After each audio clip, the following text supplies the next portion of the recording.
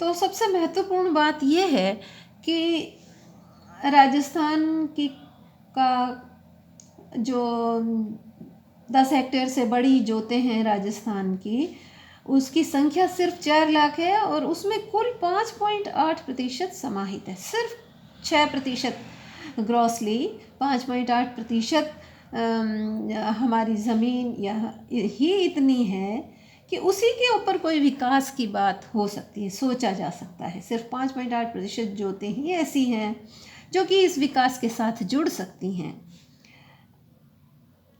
इसलिए इनके साथ ही हम विकास को सोच सकते हैं। कोई इसमें कुआं खुदवाना है, ट्रैक्टर का इसको लेना है, हार्वेस्टर्स लेना है, या और कोई भी नया टेक्नोलॉजिकल डेवलपमेंट जो कि हमारे कृषि के विकास के लिए आवश्यक है ना। फव्वारे वगैरह ले सकते हैं, सिंचाई की नई डिप वगैरह सुविधाएं ले सकते हैं, तो वो हम इन्हीं में सोच सकते हैं। इससे छोटा किसान की ये हैसियत नहीं होती कि वो कोई किसी भी प्रकार के विकास को अडॉप्ट कर सके, उतनी क्षमता उसके पास नहीं होती कि वह इसके बारे में सोच भी सके। इवन की वास्तविक स्थिति ये है कि जिसके पास सिर्फ 10 हेक्टेयर ज़मीन से कम ज़मीन है, वह विकास के लिए क्या कर सकता है, क्या सोच सकता है। यही है हमारे कृषि के विकास की तस्वीर, कृषि के विकास का भविष्य, या कृषि के विकास का प्रोफाइल। आप कुछ भी हम इसे देखा जा सकता है, लेकिन वास्तविकता ये है कि इस आंकड़े को, इस संख्या को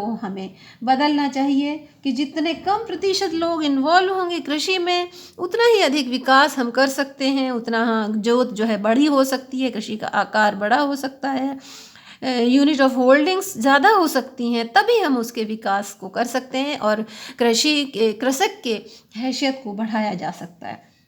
इसके साथ में दूसरी चीज़ और जो बहुत महत्वपूर्ण रूप से जुड़ी हुई है वो है सिंचाई। कि एग्रीकल्चर में यदि आपके पास अच्छा सिंचाई सुविधाएं हैं, इंटेंसिव इरिगेशन फैसिलिटीज़ हैं, तभी आप उसके विकास को कर सकते हो। निश्चित बात है कि कृषि के सिंचाई क्षेत्र में हमने बहुत अधिक विकास किया है, यद्यपि वास्तविकता में पूर्ण सिंचाई सुविधा से और इंटेंसिव सिंचाई सुविधाओं के से अभी तक हम बहुत दूर हैं।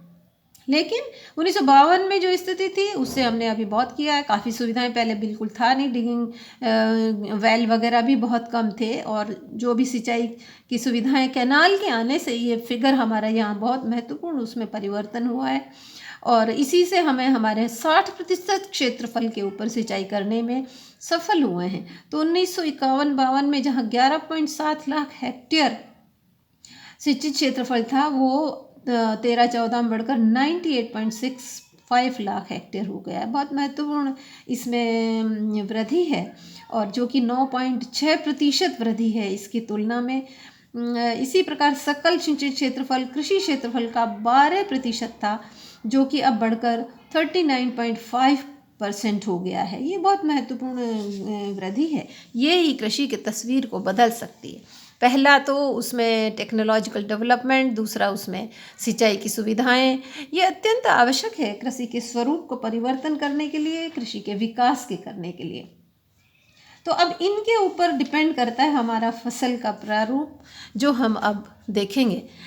उसको देखने के लिए ये बहुत एक सबसे महत्वपूर्ण फैक्ट ये है राजस्थान के फसल प्रारूप में, कि राजस्थान की फसल प्रारूप में पिछले वर्षों में बहुत ज़बरदस्त परिवर्तन हुआ है। पूरी स्ट्रक्चरल चेंज हुआ है। बहुत महत्वपूर्ण स्ट्रक्चरल चेंज जो राजस्थान ने किया है वो ये है कि पहले हमारे यहाँ अनाज बहुत अधिक क्षेत्रफल में पैदा होता था, दालें बहुत ज़्यादा पैदा की, खाद्यान्न बहुत अधिकांशतः पैदा किया जाता था। अब इनमें इनका स्थान जो कैश क्रॉप है उन्होंने लिया है, और ये शिफ्ट हुआ है पूरा क्रॉपिंग पैटर्न में। कैश क्रॉप अब अधिक बोए जाने लगी है, बल्कि हमारे यहाँ शुभारंभ है, और अब बहुत ज़बरदस्त परिवर्तन भी है राजस्थान में। एक तरह से एक क्रांति है फसल के प्रारूप में, कि हमने फसलों के बोने में बहुत ज़बरदस्त परिवर्तन हुआ है।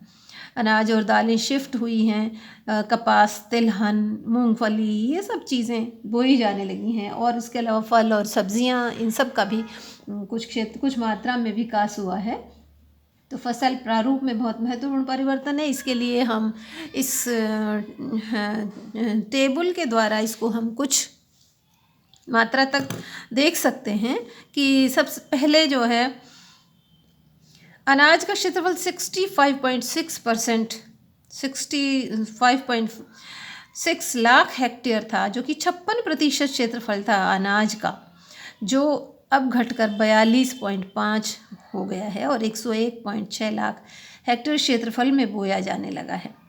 इसी प्रकार से दालें पहले 24.6 लाख हेक्टेयर में बोई जाती थी, जो कि 21% था, अब घटकर 13.5% हो गई हैं।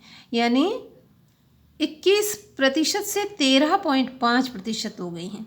और अभी ये शिफ्ट अभी वर्तमान में और भी ज़्यादा है। और इनमें देसी जो ब्रीड थी, जो देसी बीजें और देसी किस्में हैं, उनका और भी कम हुआ है, हाइब्रिड का अधिक हो गया है। तो ये पैदावार पूरी तरह से परिवर्तन हो गया। और खाद्यान्न का क्षेत्रफल जहाँ 77% था, जो कि 90.2 लाख हेक्टेयर पे बोया जाता था, अब वर्तमान में 56%, जो कि 134.0 लाख हेक्टेयर क्षेत्रफल के बराबर है, 56% हो गया, 77 से 56 हो गया। तिलहन 7.2 लाख हेक्टेयर में बोया जाता था, जिसका प्रतिशत 6.2 था, वो बढ़कर 20.5 में हो गया है। तो तिलहन में बहुत महत्वपूर्ण चेंज जो क्रॉपिंग